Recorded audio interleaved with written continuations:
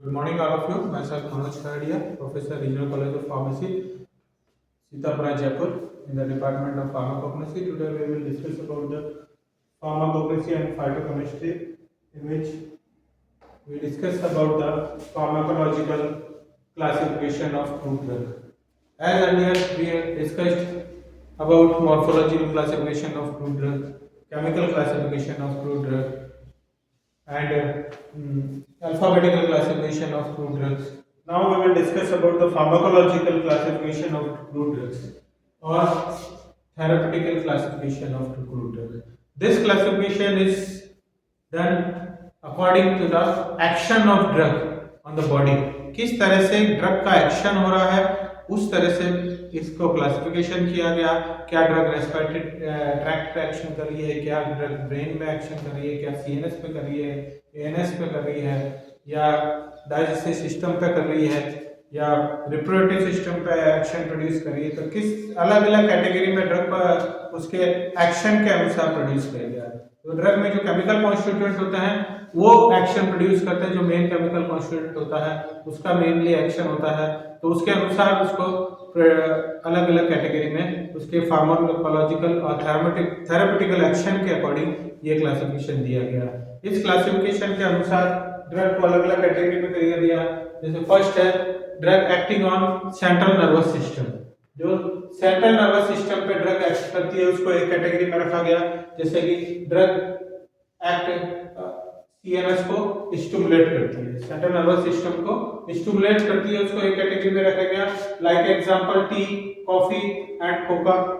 Caffeine होती है, caffeine क्या करती है, सीएनएस को स्टिमुलेट करती है टी में। सीएनएस को डिप्रेसेंट करने वाली ड्रग्स वो क्या हो गई, बेलाडोना एंड ओपियम। ओपियम हो गई एंड बेलाडोना, ये क्या करती है, सीएनएस को डिप्रेसेंट करती है। उसी के अलावा थर्ड कैटेगरी आ गई इसमें anti depressant drugs. Anti depressant drug जो कि हाइपरेशियम है उसका एग्जांपल। इसी तरह अदर कैटेगरी में देखें तो एएनएस को, ऑटोनॉमिक नर्वस सिस्टम को के ऊपर एक्शन करने वाली ड्रग को अपन अलग अलग कैटेगरी में डिवाइड किया गया। Like cholinergic drugs, anti cholinergic drugs, sympathomimetic drugs and sympatholytic drugs. ये एएनएस के ऊपर ड्रग्स करती है, इनको अलग अलग कैटेगरी में दिया गया। कोलिनर्जिक ड्रग्स के एग्जांपल है pilocarpine and muscarine. While anti cholinergic drug का यदि अपन एग्जांपल देखें तो धतूरा में अपना एक्शन प्रोड्यूस करता है और बेलाडोना अपना एक्शन प्रोड्यूस करता है as anticholinergic. Sympathomimetic drug है एफिड्रा, जिसके अंदर एफिड्रिन होता है, वो सिम्पैथोमाइमेटिक ड्रग एक्शन प्रोड्यूस करता है। सिम्पैथोलाइटिक ड्रग्स होती है अर्गट, जिसमें अर्गोमेट्रिन होता है, वो सिम्पैथोलाइटिक एक्शन प्रोड्यूस करता है। इसी तरह ये एनएस के एक्शन प्रोड्यूसिंग ड्रग हो गई। इसके अलावा यदि अपन सीवीएस कार्डियोवास्कुलर सिस्टम के ऊपर यदि कोई ड्रग का एक्शन देखते हैं तो उसको एक अलग कैटेगरी में रखा गया है, जिसमें अलग अलग डिफरेंट सब कैटेगरीज हैं। जैसे कार्डियोटॉनिक, टॉनिक की तरह काम होती है, कार्डियक मसल्स पे वो काम करती है, दैट इज कार्डियोटॉनिक। जो एग्जांपल दे गया डिजिटलिस पर्पुलिया से मिलती है, डिजिटलिस वो एग्जांपल हुआ। डाइगोक्सिन, जीटॉक्सिन, ये सब डिजिटलिस से मिलते हैं। एंटी हाइपरटेंसिव ड्रग यदि देखें जो हाइपरटेंशन को कम करती है, नॉर्मल एबनॉर्मल से नॉर्मल लाती है, दैट इज राउल्फिया, राउल्फिया से मिलता है। एंटी अरिथमिक्स जो कि रेट को कंट्रोल करती है, अरिथमियास को, ठीक है, वो हो गया सिंकोना। वासोड कॉन्स्ट्रिक्टर जो ड्रग होती है अर्गोमेट्रिन होती है, ऑब्टेन्ड फ्रॉम द अर्गट, वो ड्रग हो गई।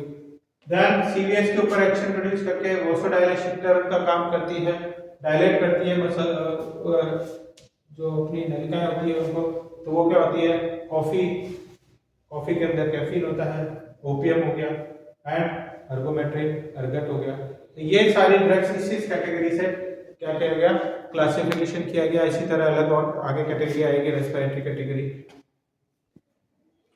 जैसा कि आपने देखा था सीएनएस पे, सीबीएस पे, ऐसा ही ड्रग एक्ट करती है। एंटी मलेरियल ड्रग्स को एक कैटेगरी में रखा गया है, जैसे सिंफोना। सिंफोना से क्या मिलता है अपन को, क्यूनिन। तो क्यूनिन क्या है, एक एंटी मलेरियल ड्रग है जो मलेरिया को, प्लाज्मोडियम को खत्म करने के लिए काम आती है। अमेबिसाइड ड्रग्स है उस कैटेगरी में रखा गया अलग से। चिनोपोडियम ऑयल जो कि यूज होता है एज अमेबिसाइड्स, थाइमोल एंड सैंटोनिन, इन सबको अमेबिसाइड कैटेगरी में रखा गया। इसी तरह एंथलमेंटिक्स ड्रग जो किलो को मारती है, मेलफर्न जिसका मेनली एक्सट्रैक्ट यूज होता है मेलफर्न का, उसको एंथलमेंटिक कैटेगरी में रखा गया।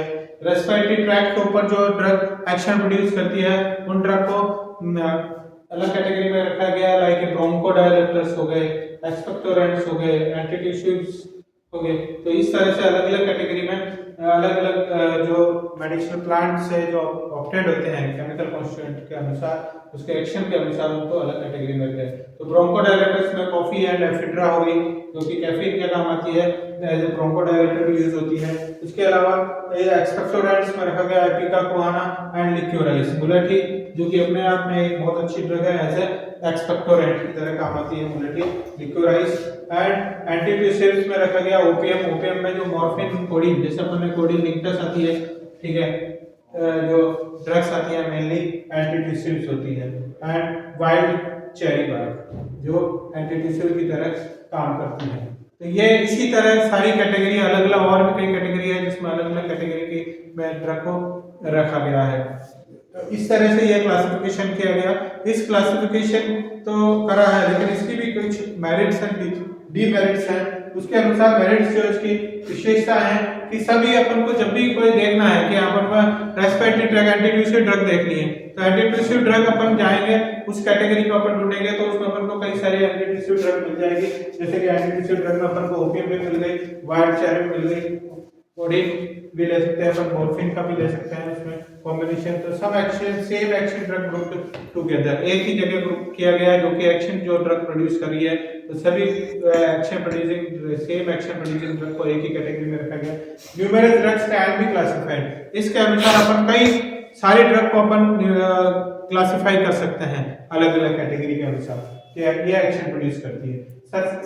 दे suggest suitable substitute, that is very important कि इस तरह से क्लासिफिकेशन यदि करते हैं तो अपने पास क्या होता है कि कोई जेनाइन ड्रग है अपने पास जो अपन को चाहिए, ठीक है, वो अपने पास अवेलेबल नहीं है, तो उसी कैटेगरी की अपन दूसरी ड्रग ले सकते हैं। जैसे कि अमेबिसाइडल है, अमेबिसाइडल में अपन को चिनोपोडियम ऑयल भी है, थाइमोल भी है, सैंटोनिन भी है, तीनों का एक्शन क्या है, it is same as amoebicidal action. तो अपने पास यदि चिनोपोडियम ऑयल नहीं है अवेलेबल तो थाइमोल का भी वही एक्शन है, तो अपन थाइमोल भी ले सकते हैं, थाइमोल भी नहीं है तो सैंटोनिन भी ले सकते हैं। तो इस तरह ये एक्शन है, इसका क्या है अपन सब्स्टिट्यूट देख सकते हैं कि वो ड्रग है।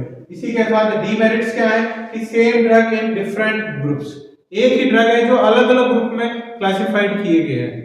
तो ये एक इसका डिफरेंट है कि अपन को कौन सी ड्रग किस कैटेगरी की ड्रग है, क्योंकि अधिकतर जो ड्रग्स होती है उसके मल्टीपल थेरेपेटिक यूज होते हैं, तो मेन यूज उसका क्या है। तो उस तरह से मॉर्फोलॉजिकल एंड टैक्सोनॉमिकल जो है उसके बारे में अपन नहीं बता सकते हैं इस क्लासिफिकेशन के तहत कि उसी ड्रग की क्या मॉर्फोलॉजी है, क्या टैक्सोनॉमी है। इसके अलावा no idea about whether drug is organised और अनऑर्गेनाइज्ड। इस क्लासिफिकेशन के अनुसार अपन ये नहीं हो सकता कि ड्रग में सेलुलर पार्ट है, इस ऑर्गेनाइज्ड है, कि ए सेलुलर पार्ट है, whether it is unorganised drug. तो ये इसी तरह से ये फार्माकोलॉजिकल क्लासिफिकेशन किया गया उसके ड्रग के एक्शन के अकॉर्डिंग। Thank you.